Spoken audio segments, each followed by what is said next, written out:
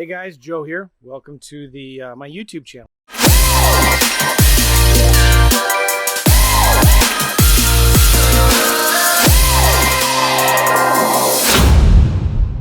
I'm going to do something here that I've never done before. And I don't know if anybody ever has done before. I'm going to be talking about how I paid off a $520,000 federal IRS tax lien while on my Segway driving around my yard. So this is specifically for my YouTube channel.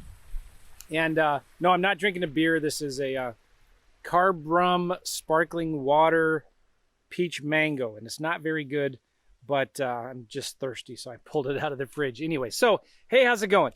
I'm going to be talking about something that I almost said just happened recently. I just paid it off recently, about a month ago. I did an audio podcast talking about it, and it was, I don't know what the feedback was, and I'm kind of nervous about sharing in my story, but I'm doing this for a couple of reasons. Number one, the biggest reason is to give you some big lessons learned so that you don't go making the same mistakes I did, okay? And the other reason is sometimes I feel like it's good to be honest and transparent. And I've been in the public eye kind of, teaching and coaching and speaking and doing podcasts and books for 11 or 12 years now. And it's easy for people to maybe look at what gurus, I guess, do and say, and put us on a pedestal. I don't know. I'm not saying that, but like, I made a lot of stupid mistakes. And I've talked about my mistakes before before I got into real estate, but then after real estate, I've never really talked about the stupid mistakes that I've done. Well, I've made a lot of them. And most entrepreneurs that have been in business for any time have made stupid mistakes as well. And a lot of people that, have only been in the market for 5 to 10 years and have not seen the crash, they don't know what it's like. But anyway, here's what I want to talk about. This is kind of weird. Again, I'm sharing the story, definitely not to brag, but to share with you my experience in not paying taxes and getting into big trouble. I did get into big trouble, but I never went to jail. And then I'm going to talk about how you can avoid these same mistakes, okay? So for what it's worth, maybe I should have had a beer before talking about this. But okay, so what happened was when I first quit my job way back, I started doing real estate in 2009 full-time when I quit my job. And at the time, I was always a W-2 employee all my adult life, and the taxes were just taken care of, like you get paid and they take the taxes out, and if you're lucky, you get a refund after you do your taxes and you're all excited. But then when I quit my job, I started having to do my own taxes in a different way. Not a big deal, right? At the end of the year, I just gave my bank statements and my receipts to my bookkeeper and accountant, and she just magically did all of the taxes and stuff like that. Well, a few things happened in 08, 09, 2010. When the market crashed, I lost a bunch of money. And so I had a bunch of write-offs. And then we adopted 4 kids, and 3 of the 4, we had a lot of adoption tax credits. So for the longest time, while I was working, my taxes were just kind of paid and taken care of. And then after I stopped working, I really didn't pay taxes because of all of the losses and the adoption tax credits, okay? So something happened in 2013, 2012, 2013, where I started making a lot of money and I ran out of deductions. And all of a sudden, I was hit with a huge tax bill of like $75,000, $80,000. All right, not a big deal, right? That caught me by surprise. So I thought, well, okay, I'll just work harder and I'll fix it. I'll figure it out. I'll take care of it. I'll sell more deals. At the time, I was doing a lot of wholesaling, traditional wholesaling. So, and we were doing great. I mean, we were making $7,500 a month, maybe a little less than that. So anyway, I thought, we'll just work harder. We'll sell more deals. I'll sell more courses and products and coaching and do more real estate deals. But it didn't work out that easily. And so I started working on paying off my old taxes without paying my new taxes. And guess what happened the next year? Making more money, no deductions at all. And you can't write off the taxes you already paid last year. So now I had only put a dent in my previous year's taxes, and I had an even bigger tax bill, and now I'm freaking out. But I didn't want anybody to know, because I'm this guy with the podcast, the guru, the one who is supposed to be successful. and knows how to run a business. I know how to do deals. Here's the thing, guys. Most of you out there listening to this, you know how to do deals, but you don't know how to run a business. And there's a huge difference, big difference. And that's one of the biggest lessons learned I'm going to be sharing with you throughout this little video that I'm doing here. You may know how to do deals, but you don't know how to run a business. And I'm getting ahead of myself, but if you don't know your numbers, you don't even have a real business. Ooh, sit on that for a little bit and I'll talk more about it. So now I'm getting into panic mode, but yeah, man, I'll take care of it. I'm just going to work harder. I'm going to sell more. I'm going to do more deals. Same thing happened again a year later. And by that time, it was 3 years now. I was not current on any of my taxes those 3 years, but I was paying them back. And I started getting liens attached to my home. And fast forward about 2017, fast forward to 2017, I'm starting to get a lot of letters. I'm responding. One thing I learned dealing with the banks when you're doing short sales or foreclosures, and for my own deals or for my investment properties and stuff, when you're dealing with banks and with the sellers, you always tell the seller, always communicate with the banks, never ignore them, especially the IRS. Never, ever ignore the IRS. So I was doing my best, and all of a sudden I got a call, and I was put on to, that's another thing I forgot to say. I was put on an installment plan, and I was making the payments, but I was struggling. I was just so unorganized. I'm not good with my books, and I'm not good with my numbers. I used to know how to balance a checkbook, but who balances checkbooks anymore, right? So anyway, I struggled with that a lot. Fast forward a little bit, and I get this call from the IRS agent. And the IRS agent says, Joe, you need to come into my office. And I said, okay, all right. And he is here in the St. Louis area. And so I go there, I'm nervous, and he looks at me. He's a nice guy. But he says, Joe, do you realize how much you owe on taxes? Do you realize how much interest and penalties you're paying? And he said, do you know how close I am to taking everything, taking this house from you, all your cars, making you sell all your properties, and kicking you out on the street, and then sending you to jail if you don't pay your taxes. I was like, oh my gosh. Yes, sir. No, sir. Yeah, I think I know what you're talking about. And it got really, I was trying as hard as I could not to cry like a little baby. I knew I owed taxes, but I didn't know how much, and I didn't know the extent of the damage. And I didn't know how much in interest and penalties I was paying. It's ridiculous. It is credit card interest rates levels, okay? When you factor in late fees and interest and all of that, and it builds on top of each other, it's like 19, 20, 21%, like credit card rates. It's ridiculous. And I didn't realize it was piling up that much. And I also had huge tax liens filed against my house, this house. And how am I going to pay that, right? And then I'm also freaked out and worried who's going to find out. Is one of the trolls on the internet, the keyboard warriors, are they going to find out? And am I going to be exposed for a scam? And completely stressful. I don't even know why I'm sharing all of this, but I feel like I should, because it was very difficult. Lost a lot of sleep, a lot of stress, got to bed late, wake up in a cold sweat at 5 a.m., stressed out about how am I going to take care of all this. So a few things happened. I had my come to Jesus moment with the IRS agent, and I figured, all right, I got to take care of this. And I took the book Profit First. I'd read it before half-heartedly, but I said, I'm going to implement Profit First. That's my biggest takeaway I give to anybody here listening to this. You've got to read that book, Profit First, and you've got to implement it.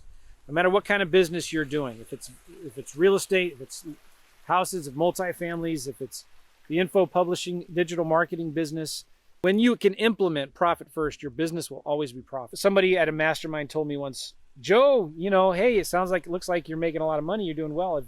Have you really thought about your taxes? Are you taking care of that stuff, brother?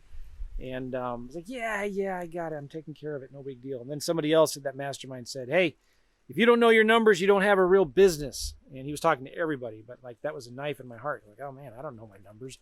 I couldn't pull up a cash flow, a P&L, a balance sheet, or I can't even make my current taxes. I'm just the book Profit First talks about checkbook accounting. And most entrepreneurs and small business owners do that. They need some money for something, so they just look in the checkbook to see how much is there, and they write a check for it, right? So I'm kind of freaking out. I know I had some problems. So I bought the book, I read it, and then I decided I need to hire an operations manager / bookkeeper to manage the financials in my business. And I also hired a fractional CFO, fractional chief financial officer.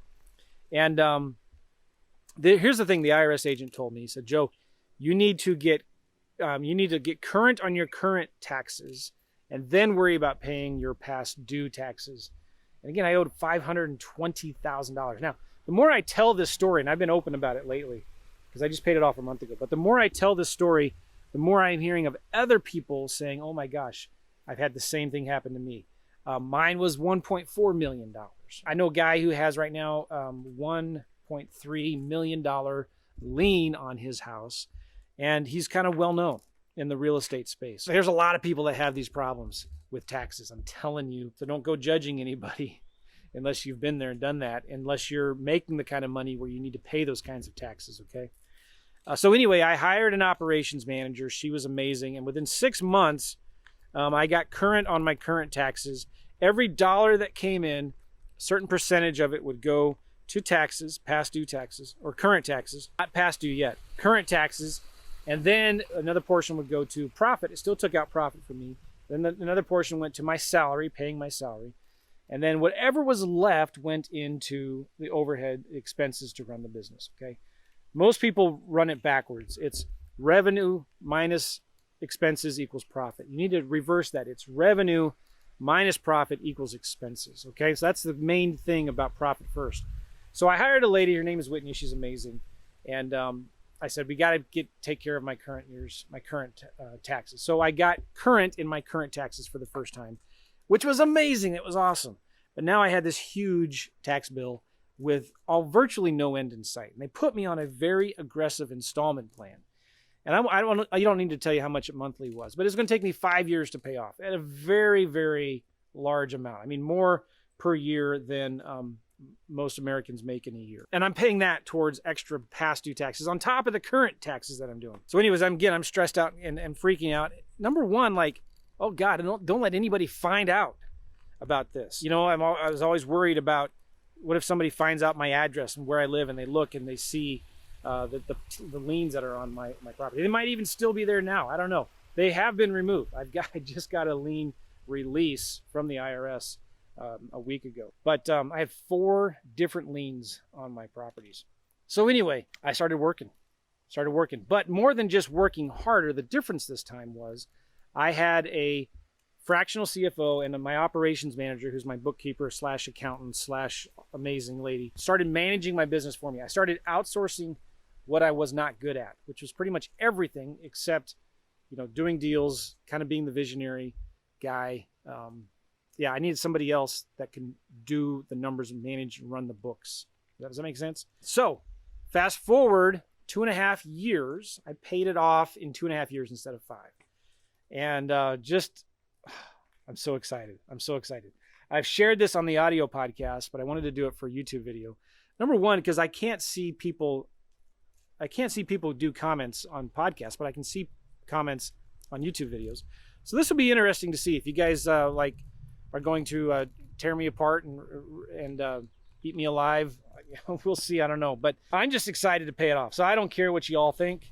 But I wanted to share my story with you for, again, a couple of reasons, like I said at the beginning. Number one, I'm going to share with you some key lessons learned so you can avoid the same things from happening to you. All right? Once you start making over $150,000, $200,000 a year, no matter what you're doing, you need to start thinking about taxes. Just about 2 minutes. You need to start thinking about taxes, okay? And then you need to pay them. You can't mess with the IRS. You know, you can't do that. Only my closest friends kind of knew what was going on. So anyway, here are some of the lessons learned. Number one, I've already kind of shared it, but if you don't know your numbers, you don't have a real business. Bottom line, you need to implement the book Profit First.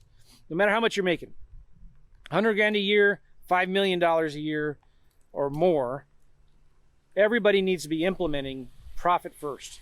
Again, it's a simple accounting system where every dollar that comes in, you take out a certain percent for profit, a certain percent for taxes, and a certain percent for your salary, and whatever is left is for your expenses. Again, the business will always be profitable, okay? And you got to pay the tax guy. That's the other big lesson learned, okay? A lot of people told me I should share this too. A lot of people told me, listen, you should just negotiate with the IRS. You should just, because I got letters, I got 5 or 10 letters a day from debt agencies, tax attorneys and companies. I guess there's huge business. There's huge money to be made in helping people who have tax liens.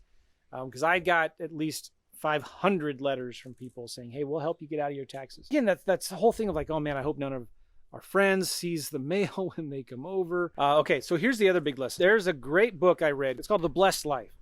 The Blessed Life, it's a Christian book written by a pastor in Texas named Robert Morris.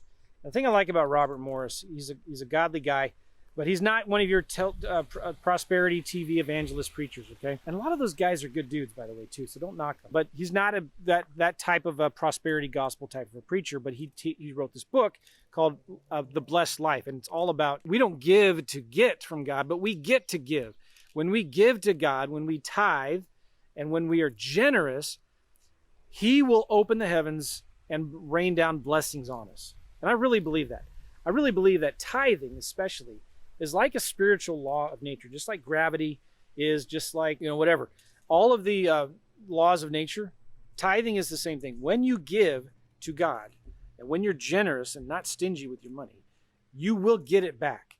And if it's not in this life, you'll get it back in heaven many, many multiplied times over. And so during this time, when I'm pinching pennies, I'm cutting expenses, I'm paying ungodly amount of money in current taxes and past due taxes, we doubled down on our tithe. And then we didn't pay double our tithe. Like, we were kind of into it before, but not really consistently and seriously tithing. But we just determined, Lord, we're going to trust you with this. God can do more, and I really believe this. God can do more with your 90% than He can do with your 100%. And when we tithe, I believe we need to give God the 10% of the best, of the first, and not 10% of whatever's left over. So that's just my personal opinion on it. And I don't want to be religious on this, but I feel like it's really important. I don't think we could have done it without God's help. I should rephrase that. We could not have done this without God's help. And I really think that because we were still faithful, we're faithful with the tithe, and we were generous, we gave a lot of money away to charity, and I don't want to talk about it, but we gave a lot of money away. And I really do believe that's why God's blessed us so much, and He has blessed me. So those are the 2, 3, 4 biggest lessons learned. And if I think of more, maybe I'll add some more to this video. But number 1, pay your taxes. Okay, don't mess with the IRS. They will they'll knock you out. They'll take you for everything you own. And if you think you can just slide under the radar and they won't notice, it'll catch up to you. And the Congress right now is putting more and more money into the IRS for collections and finding people like me who weren't paying their taxes, and I'm paying my taxes now. So there's nothing wrong with making a lot of money.